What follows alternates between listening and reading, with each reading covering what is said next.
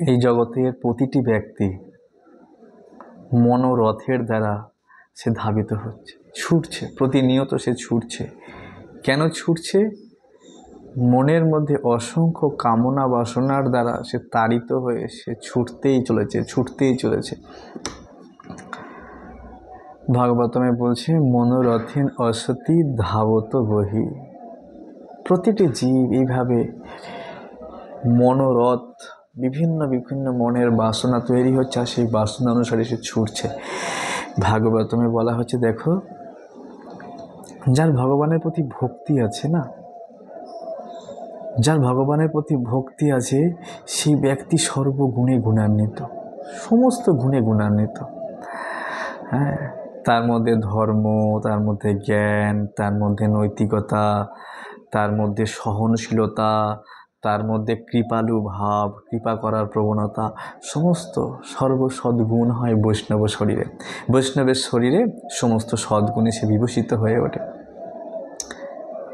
যিনি ভগবান বাসুদেবে ভক্তি করছেন, যিনি ভগবান কৃষ্ণকে ভক্তি করেন ঐকান্তিকভাবে, তার মধ্যে যশস্তি ভক্তি ভগবত কিঞ্চনা, যার মধ্যে ভগবানের ভক্তি আছে তার মধ্যে সমস্ত সদ্গুণ আছে।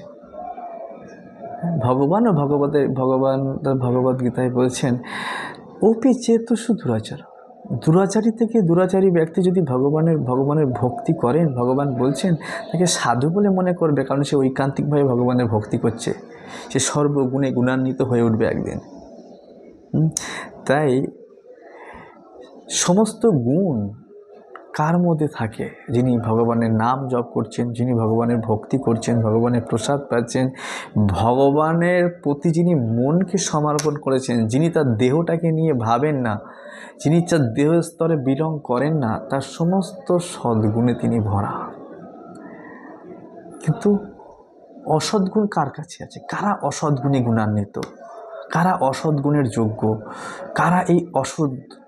বলছে, হরি অভক্ত কুত মহৎ গুণা। ভাগবতমে বলা হচ্ছে যে হরি অভক্তের কোনো মহৎ গুণ নেই।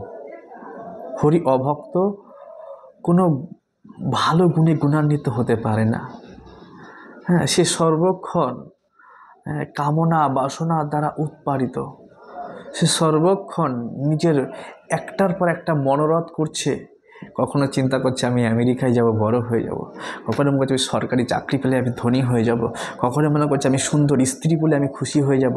কখনো মনে করছে বড় বিজনেস করলে আমি খুশি হয়ে যাব। প্রতিনিয়ত সে খুশি থাকার জন্য মনের মধ্যে একটার পর একটা সংকল্প বিকল্প মনোরথ তৈরি করছে। আর যে ব্যক্তি সর্বক্ষণ মনোরথ তৈরি করছে, সে কখনো খুশি হতে পারবে? কারণ মনোরথ করার সঙ্গে সঙ্গে সে ধাবিত হচ্ছে সেই বিষয়কে। মরুভূমির মরীচিকা, যাকে বলা হয় মৃগতৃষ্ণা। মরুভূমিতে বালির মধ্যে শুধু জল মনে হয়, কিন্তু বাস্তবে জল নেই। পথিক আরও তৃষ্ণার্ত, আরও ক্লান্ত হয়ে পড়ে।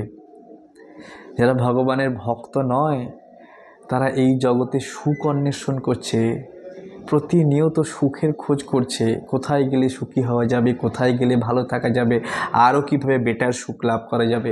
কিন্তু যিনি দুনিয়া বানিয়েছেন, যিনি এই দুনিয়া বানিয়েছেন, তিনিই বলছেন দুঃখালয় মাসার সাথম।